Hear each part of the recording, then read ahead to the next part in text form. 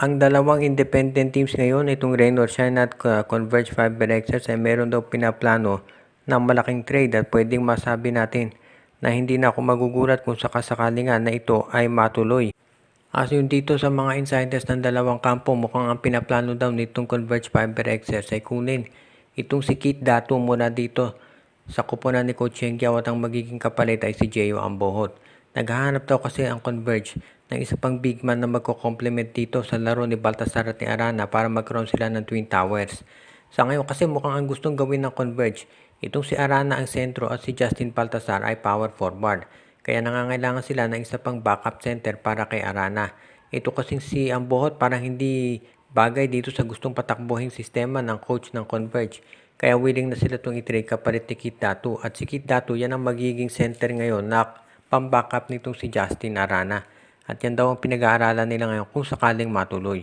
As it is, makikita natin dito na magiging maganda performance nito kung sakasakali. Kinakailangan lamang na maging mas maayos yung sistema nitong kanilang roster para makita natin talaga kung magiging sang-ayon sila dito sa gagawin ni Coach Franco Atienza. Sa tingin ko papayag naman si Coach Yengyao kung Jeyo Ambohot for Kit Datu dahil halos parehas lamang ng laro yung dalawang nabanggit na player.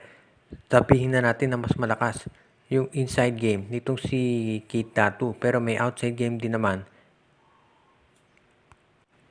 itong si Jeyo Ambohot, kaya sa tingin ko hindi naman sila malulugi dito. At yan ang dahilan kung ba't maraming naniniwala na magiging patas ang nabanggit na trade at sigurado na makikinabang ang parehong koponan.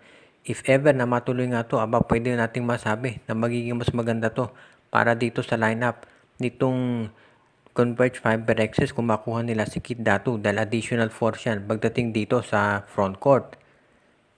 Dahil dito naman sa naging panalo nitong SMB, maraming naniniwala na baka magkaroon ng iba pang trade ng San Miguel para mas lalo pang tumindi yung kanilang roster.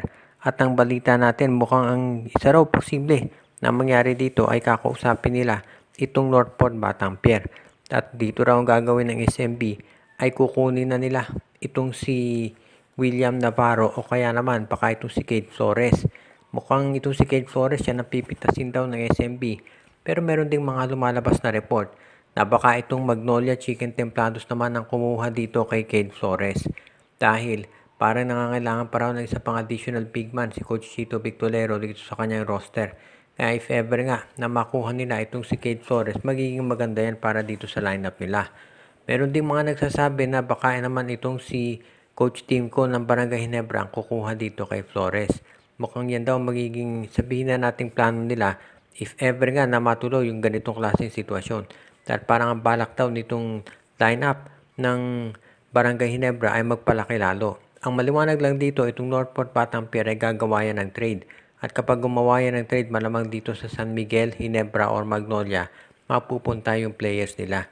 Kaya sa tingin ko, magiging maganda to para dito sa kuponan nitong SMC kung matuloy nga yan. Maraming manghihinayan dito sa Northport talaga dahil maganda naman yung lineup nila pero pinamimigay nila yung mga top players. At yan ang dahilan kung ba't maraming magsasabi talaga na magiging problema ito para dito sa team ng Northport kung yung mga top players nila ay mawawala. Pero sadyang ganyan ang kanila nagiging patakaran dito. Kaya hindi na ako magugulat kung ito si Cade Flores talaga ay mapunta dito sa lineup ng SMC, baka sa Ginebra, sa San Miguel or Magnolia. Ang tanong na lang ay kung aling team dyan.